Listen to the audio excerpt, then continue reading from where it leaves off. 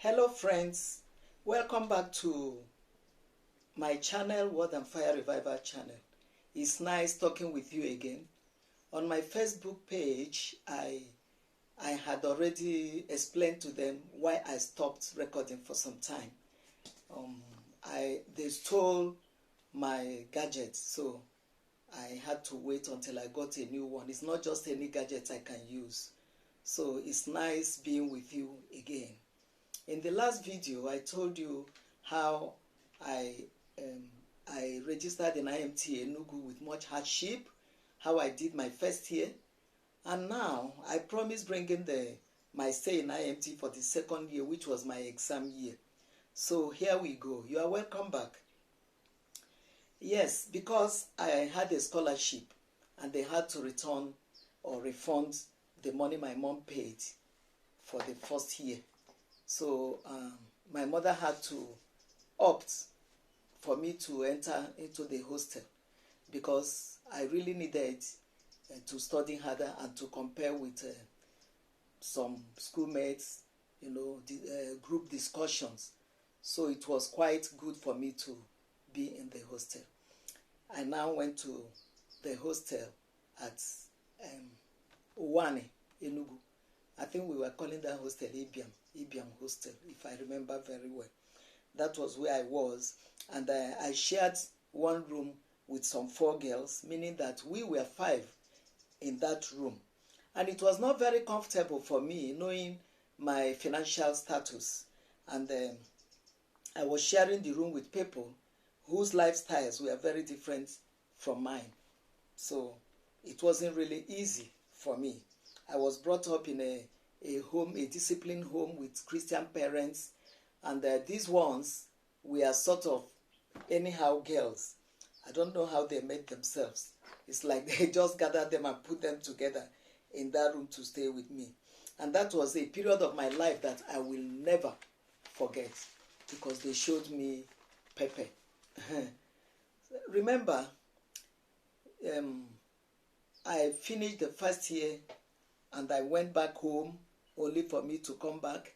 And the kind of discipline they gave us in my parents' home was so much that you cannot misbehave outside. One instance comes to mind. When I was taking my school set, there was a boy who was from my village. And this boy, we liked ourselves. We were moving together, but nothing attached. Just a platonic relationship of a young boy and a young girl that they come from the same area.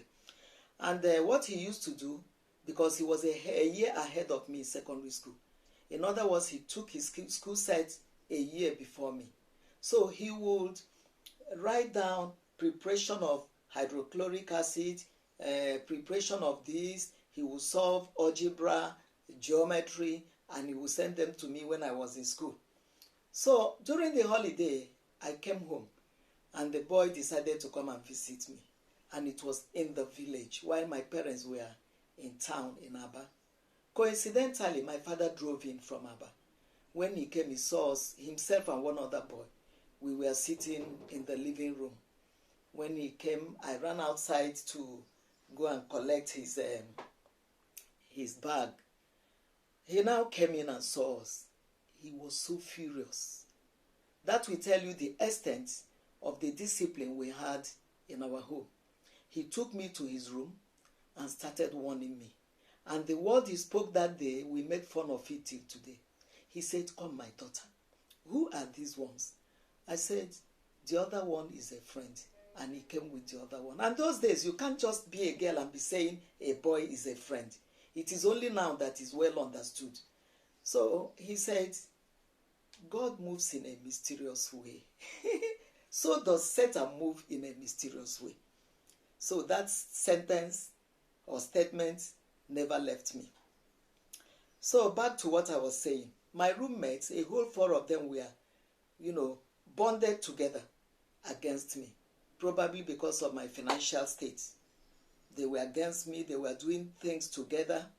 They had common interests. They went to school together. Of course, one of the men that they were befriending married men. one of them will come and pick them to school. Maybe the same man will bring them back, or another one will bring them back. So they were just together. I wasn't joining them. They were not picking me. Yet we were in the same hostel, going to the same school, and some of us were reading the same course, but they never related with me. They gossiped together, and I was like a furniture in the room for them. Even in my presence, they could say anything bad about me, and I wouldn't bother. It became worse each time my mother came to visit me, and she would come with all this local food stuff. They would be laughing at me because she would bring ground cassava, cocoyam, yam, gari. They would be gossiping with my name. In fact, it got to a stage that one of them started calling me indigent student.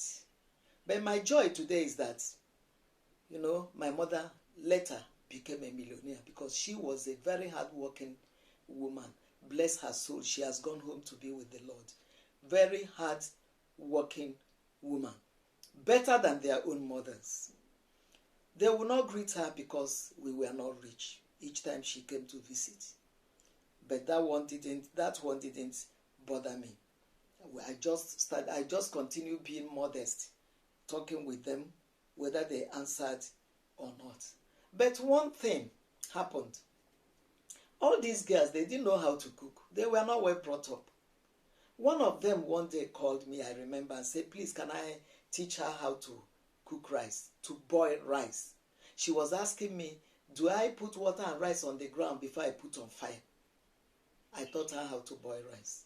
Then to make stew, she wanted to use red oil. She was asking me, is it not to put red oil in a pot and put tomato, put meat, put salt and pepper and put it on fire? I told her that's not the way to make stew. I taught her how to make stew. And these are the girls that are proving that they were, that they were very good. So, that's okay. That's the way I went to IMT Enugu, and I'm not boasting or bragging. I love them all. I love them all. I met one or two of them after we left school. I'm just narrating all this to the benefit of parents so that they will know what children go through in school, especially when they have some, problems at home. Even when two parents are not living together, it affects children a lot. When one parent is even dead, and those people know that one parent is dead, it's not the making of the child. They will still want to frustrate the child in school. That's why I'm narrating this story. And you remember in the beginning of the series, I said, for my children, my grandchildren, and their own children to know how their grandma lived. That is why. And they will hear it from my voice, not from any other person's voice. Yeah. Another incident that came to mind was, as Abba brought up children, my parents still lived in Abba. So, a lot of funny things happened. On one of the occasions, I was about going back to Enugu from Abba when I met one of my friends. I met one of my friends and she said, please, my brother is in IMT Enugu also. I said, oh yeah, I didn't know. She said, no, he is in the other campus. I said, okay. She said, but he forgot some of his books at home while going back to school. Could you please help me take the books to him? There were no GSM phones, and in fact, every communication was either you travel to the person or you write a letter and wait until the postal agencies will send the letter to the person. So I said, okay, I can help. After all, she was my friend and she is still my friend till today. So one day, I collected the books. One day, after the first lecture, we had a free time. Myself and my friend decided to go to the other campus because she too wanted us to go to British Council Library where her auntie was working, and she used to buy us Cornish pie when we go there. So I was really willing to go with her. On the way, I don't know what happened. She now said, because we have the next lecture. The next lecture, we will have lecture. So we have to rush. Instead of her following me to see this boy and give him his books, and then we go to British Council Library. We now decided that she will go to the library, I will go to see this boy, give him the books, then we will meet ourselves on the road, because they were very close together. So that's what we agreed. We agreed on the time we are going to meet and where we will meet. I went there. After giving the boy the books, the boy wanted to rape me. And it was a struggle. I used it to know that if anybody wants to rape you, unless you don't struggle, unless you relax, they will rape you. I struggled, the kind of struggling I've never done before in my life, because I've never seen this kind of thing. My dress was torn on the neck here and rumpled. It was an Ankara dress, one of those two dresses I was using to go to school, the ABCD material. So I managed to struggle myself out. But when the boy saw he couldn't succeed, he now remembered I was his sister's friend, and he felt so sober. He started apologizing, and he made one statement which is not really clean for me to say it here, but let me try. He said, an erected something does not have any conscience. I should forgive him. I said, okay, I forgive you. Thank God he didn't really have his way. That was how one experience I had. And the studies went on well until our final exam. And I got all my papers despite the hardship and the humiliations. On several occasions, one of those people will refer to me as indigent student, but it never mattered to me anymore, because I got my results and it was very good. And you know, that was the end of the course. I don't look at people as weird people. I don't look at people as bad. To me, I cannot imagine any of my mother's children humiliating anybody because of what they are not function of, what they cannot help. We were raised to respect people, to be humble. So when they were doing those things, you know, I kept imagining, is it really possible?